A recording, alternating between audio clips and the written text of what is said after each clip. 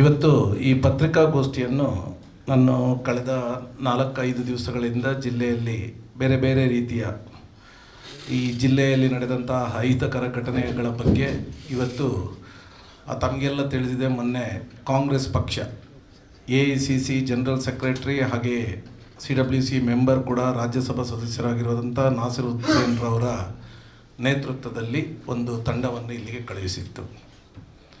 ಅದರ ನಂತರ ಇವತ್ತು ನಿನ್ನೆ 2 ದಿವಸದ ಮೊದಲು BJPಯ ಒಂದು ತಂಡವು ಕೂಡ ಇಲ್ಲಿಗೆ ಬಂದಿತ್ತು. ನಾವು ಪ್ರಪ್ರಥಮವಾಗಿ 2 ತಂಡಗಳ ಉದ್ದೇಶ ಏನು ಎಂಬುದನ್ನು ನಾವು ತಿಳ್ಕೊಳ್ಬೇಕಾಗಿದೆ. ಇವತ್ತು ರಾಷ್ಟ್ರೀಯ ಕಾಂಗ್ರೆಸ್ ಪಕ್ಷ ಕೇವಲ ಒಂದು ರಾಜಕೀಯ ಪಕ್ಷ ಮಾತ್ರ ಅಲ್ಲ, ಸಾಮಾಜಿಕ ಬದ್ಧತೆಯನ್ನು ಹೊಂದಿರುವಂತಹ ರಾಷ್ಟ್ರೀಯ ಕಾಂಗ್ರೆಸ್ ಪಕ್ಷ.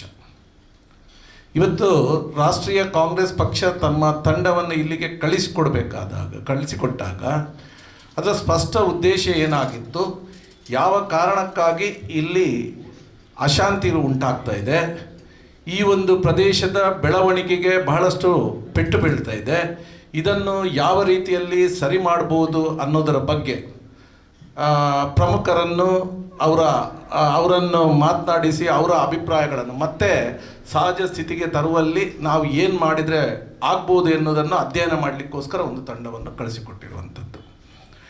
ಬಹುಶಃ ಆ ತಂಡ ಇವತ್ತು ಮೊನ್ನೆ ಬಂದಿದ್ದಾರೆ, ಇನ್ನೂ ಕೂಡ 1-2 ಭೇಟಿ ನೀಡಲಿಕ್ಕಿದ್ದಾರೆ. ಮುಂದೆ ಬಂದ ದಿವಸ ಬಹುಶಃ ನಾನು ಕೂಡ ಅವರೊಟ್ಟಿಗೆ ಇದ್ದೆ.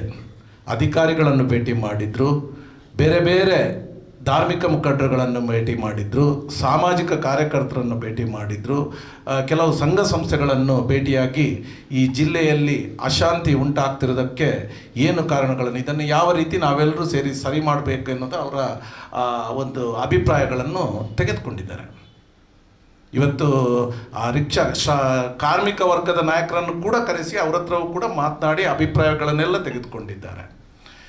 ಅದಲ್ಲದೆ ಈ ಜಿಲ್ಲೆಗೆ ಹೊಸದಾಗಿ ಪೊಲೀಸ್ ಕಮಿಷನರಾಗಿ ಆಗಮಿಸಿರುವಂತಹ ಸುಧೀರ್ ರೆಡ್ಡಿ ಅವರು ಹಾಗೆ ನಮ್ಮ SP ಅವರನ್ನು, ಜಿಲ್ಲಾಧಿಕಾರಿಗಳನ್ನು ಎಲ್ಲರನ್ನೂ ಕೂಡ ಭೇಟಿಯಾಗಿ ಅವರಿಗೆ ಆಡಳಿತದ ವಿಚಾರದಲ್ಲಿ ಪೂರ್ಣವಾದ ಸ್ವಾತಂತ್ರ್ಯ, ಇಲ್ಲಿ ಶಾಂತಿ ನೆಲೆಸುವ ಹಾಗೆ ಆಗಬೇಕು, ಯಾವುದೇ ಒಬ್ಬ ಯಾವುದೇ ಒಬ್ಬ ಒಂದು ವ್ಯಕ್ತಿಗೆ, ಈ ಜನಸಾಮಾನ್ಯರಿಗೆ ಯಾವುದೇ ರೀತಿ ತೊಂದರೆ ಆಗದಂತೆ ಯಾವುದೇ ಮುಲಾಜಿಲ್ಲದೆ ಕ್ರಮಗಳನ್ನು ತೆಗೆದುಕೊಳ್ಬೇಕೆನ್ನುವಂಥ ಸ್ಪಷ್ಟ ಸಂದೇಶವನ್ನು ಕೂಡ ಕೊಟ್ಟಿರುವಂಥದ್ದು. ಆದರೆ ನಂತರ ಬಂದಂಥ BJPಯ ತಂಡದವರು ಇಲ್ಲಿ ಮಾಡಿದ್ದೇನು ಅಂತ ಕೇಳಿದರೆ, ನೀವು ನೋಡಿದ್ದೀರಿ, ಈ ಪೊಲೀಸರ ಒಂದು ಆತ್ಮಸ್ಥೈರ್ಯವನ್ನೇ ಕೆಡಿಸಿ 13ನೇ ತಾರೀಕಿಗೆ ನಮ್ಮ ಈಗ ಉಸ್ತುವಾರಿ ಸಚಿವರು ಕೂಡ ಬರ್ತಾರೆ. ಈ ಟಾಸ್ಕ್ ಫೋರ್ಸ್ನ ಈಗ ಅಫಿಷಿಯಲ್ ಆಗಿ ರಚನೆಯಾಗಿದೆ. 3 ತುಕಡಿಗಳು ಇದರಲ್ಲಿರುತ್ತೆ, 3 ಕಂಪನಿಗಳಿರುತ್ತೆ. ಇದು ಹೆಡ್ ಕ್ವಾರ್ಟರ್ಸ್ ದಕ್ಷಿಣ ಕನ್ನಡ ಜಿಲ್ಲೆ ಮಂಗಳೂರಿನಲ್ಲೇ ಇರುತ್ತೆ. ಇದು ಕಾಂಗ್ರೆಸ್ ಪಕ್ಷ ತೆಗೆದುಕೊಂಡಂತಹ ನಿರ್ಧಾರಗಳು.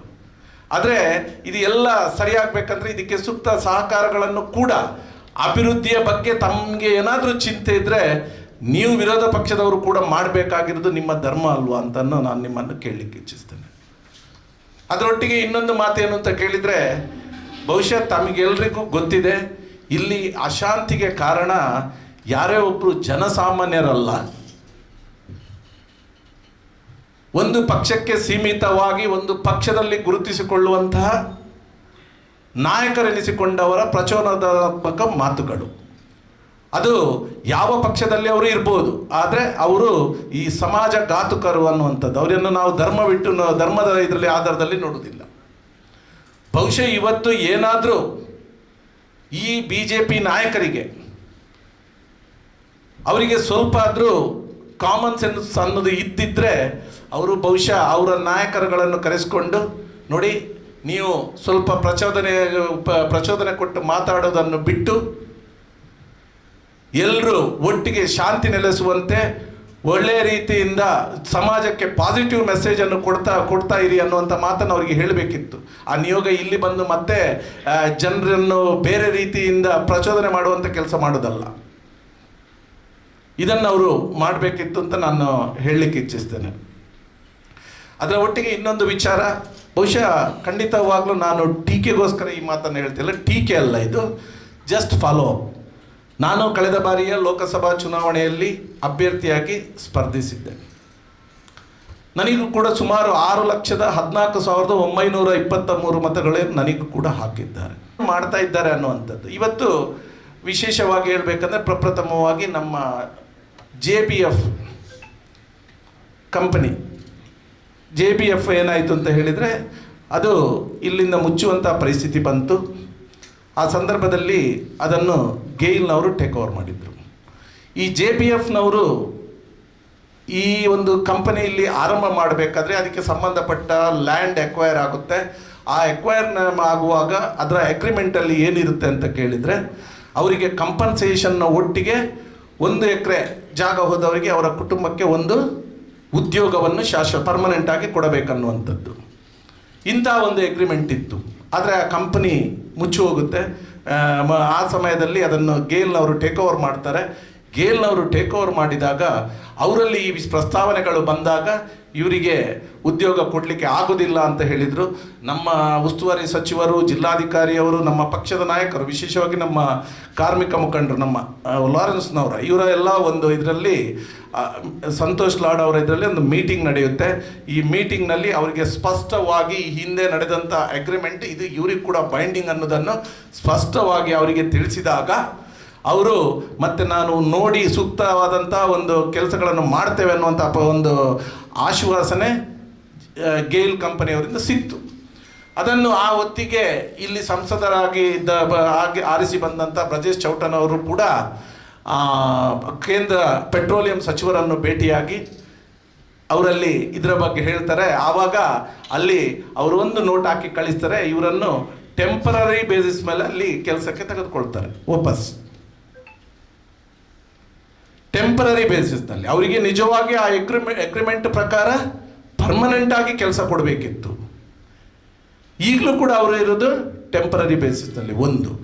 ಎರಡನೇದಾಗಿ ನಮ್ಮ ಪರಿಸರದ ಆಸುಪಾಸಿನ ಲೋಕಲ್ ಸುಮಾರು 100ರಿಂದ 150 ಅಭ್ಯರ್ಥಿಗಳು ಅವರ ಮೆರಿಟ್ನ ಪ್ರಕಾರ JBFನಲ್ಲಿ ಕೆಲಸ ಅವರಿಗೆ ಸಿಕ್ಕಿತ್ತು. ಅದನ್ನು ನೋಡ್ತಾ ಇದ್ದೇವೆ. ನಮ್ಮ ಮಹಾಕಾಳಿ ಪಡಪುವಿನಲ್ಲಿ ರೈಲ್ವೆ ಬ್ರಿಡ್ಜ್ ಮುಚ್ಚಿ ಎಷ್ಟು ಸಮಯ ಇತ್ತು.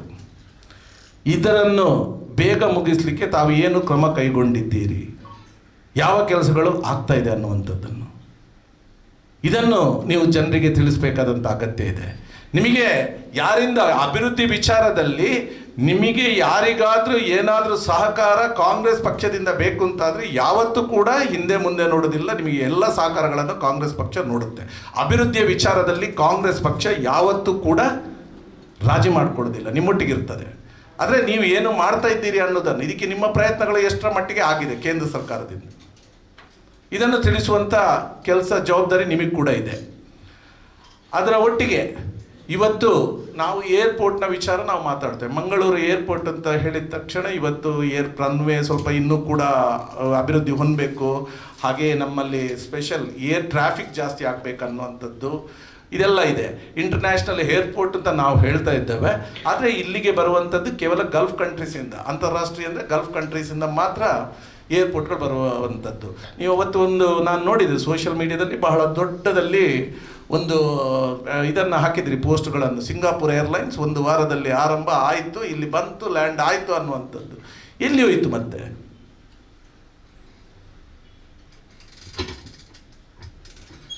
ಇದನ್ನು ಕೂಡ ನೀವು ಜನತೆ ಒಮ್ಮೆ ನಾವು ಏನಾದರೂ ಒಂದು ಮೆಸೇಜನ್ನು ಸಮಾಜಕ್ಕೆ ಕೊಟ್ಟಾಗ, ಅದು ಒಬ್ಬ ಜವಾಬ್ದಾರಿಯುತ ಸ್ಥಾನದಲ್ಲಿದ್ದವರು ಕೊಟ್ಟಾಗ ಅದು ಹಾಗೆ ನಡಿಬೇಕು. ಇಲ್ಲಾಂದರೆ ಅದು ಯಾಕೆ ಆಗಲಿಲ್ಲ ಅದನ್ನು ಹೇಳುವಂಥ ಜವಾಬ್ದಾರಿ ಕೂಡ ತಮಗಿರುತ್ತೆ ಅನ್ನುವಂಥದ್ದು. ಇದನ್ನು ನಾನು ನಿಮಗೆ ಮತ್ತೆ ನೆನಪಿಸಿಕೊಳ್ಳಲಿಕ್ಕೆ ಇಚ್ಛಿಸ್ತಿದ್ದೇನೆ. ಅದರ ಒಟ್ಟಿಗೆ ಬಹುಶಃ ನಾನು ನಮ್ಮ ಕೇರಳದ ಒಬ್ಬರು ಸಂಸದರು ಪಾರ್ಲಿಮೆಂಟಲ್ಲಿ ಮಾತಾಡೋ ಒಂದು ಕ್ಲಿಪ್ಪನ್ನು ನೋಡಿದ್ದೆ. ಖಂಡಿತವಾಗಲೂ ಬಹಳಷ್ಟು ಸಾಮಾಜಿಕ ಕಳಕಳಿ ಹೊಂದಿದ್ದಂಥ ಒಂದು ಮಾತನ್ನು ಅವರು ಹಾಡಿದರು. ಯಾಕೆ ಅಂತ ಹೇಳಿದರೆ, ಈ ಫ್ಲೈಟ್ ಟಿಕೆಟ್ಸಿಗೆ ಇದಕ್ಕೆ ಕ್ಯಾಪ್ ಅನ್ನೋದು ಇಲ್ಲ ಅನ್ನುವಂಥದ್ದು. ಯಾಕಂದರೆ ಇದನ್ನು ಅವರು ಏರ್ಲೈನ್ಸ್ ಯಾರು ಆಪರೇಟರ್ಸ್ ಇದ್ದಾರೆ ಅವರೇ ಮಾಡುವಂಥದ್ದು. ಇದಕ್ಕೆ ನಮ್ಮ ಏವಿಯೇಷನ್ ಮಿನಿಸ್ಟ್ರಿಯಿಂದ ಒಂದು ರೆಗ್ಯುಲೇಟರಿ ಅಥಾರಿಟಿ ಬೇಕನ್ನುವಂಥದ್ದು. ಯಾಕೆ ಅಂತ ಕೇಳಿದರೆ, ಇವತ್ತು ನಾವು ನೋಡ್ತೇವೆ ನಮ್ಮ ಊರಿನವರು, ಕೇರಳದವರಾಗಲಿ ನಮ್ಮ ದೇಶದಲ್ಲಿ ಭಾಳಷ್ಟು ಜನ ಬೇರೆ ಬೇರೆ ಜಾಗದಲ್ಲಿ ಅಂತಾರಾಷ್ಟ್ರೀಯ ಇದರಲ್ಲಿ ಕೆಲಸ